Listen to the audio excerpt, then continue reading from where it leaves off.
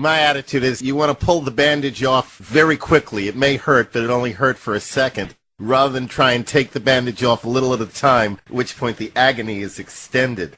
The thing about Iceland, it was tiny. It's only 330,000 people. And that makes it manageable, no question. But still, the formula is an interesting one. Well, it means that what it did had no global repercussions.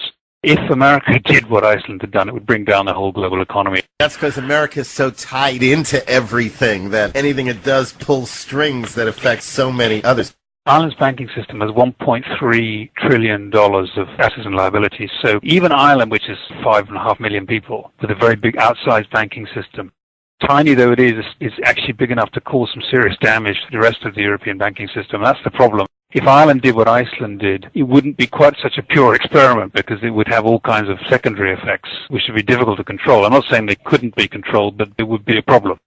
In your initial 2011 commentary, you wrote that Norway will sail on serenely. What is Norway, which has the most stable currency in the world, doing to protect itself from the effects of the ongoing global economic disaster? And is there anything the rest of us could learn from Norway? Not really, because it has masses of oil, and it's a very substantial oil exporter, and it has a tiny population of about 4.5 million. So it's really a bit like a kind of Mideast sheikhdom, with the difference that it's a vibrant little democracy, and it's very wisely put its oil wealth into a special sovereign wealth fund, petroleum fund, and began doing that a long, long time ago. So that was just taken outside the system altogether and didn't muck up the rest of the economy, and invested all over the world. And so they're sitting on this vast fortune, which is continuing to accumulate with oil back at $93, $94 a barrel. The money's pouring in. So it's very nice for them, but I'm not sure that the rest of us can learn very much from it, unfortunately. Now we come to the point. I know you have waited for this moment your entire life, and by the power vested in me as the host of the Global Freedom Report, you are hereby appointed God for a day. How would you fix the political and economic problems in the U.S., the European Union, and around the world? Let me start in Europe. The euro needs to be broken up immediately into two halves. Germany must withdraw and take with it the stronger states of Northern Europe, the Netherlands and Finland and Austria, and create a super euro. And that currency will rocket immediately. And the rest of the Eurozone can have the existing euro. And that will fall in price, but that won't matter too much because all their contracts will be in euros and those will be upheld. It'll be fine.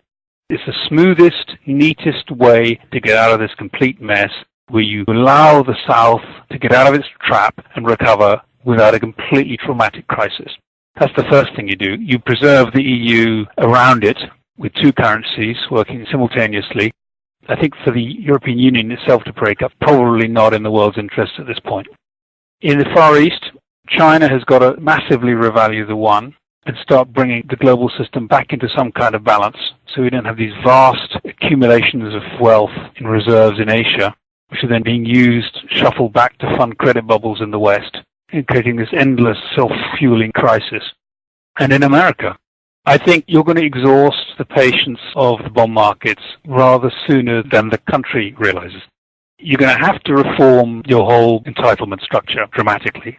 You're going to have to retire at an older age. You're going to have to completely reform Medicare and Medicaid entitlements. I'm sorry, people are not going to get everything they thought they were going to get. And you need to map out a credible path towards a balanced budget very soon that brings you back, maybe over a 6 or 7 year period, back into balance, not kick it into touch until, year 2030, because you won't get to 2030 before somebody calls time on you. You stop doing any more quantitative easing. QE3 at this point would be counterproductive, and you have to live with what you got. It will take God to do exactly that change in the United States. My guest has been Ambrose Evans-Pritchard, the international business editor of the UK Daily Telegraph.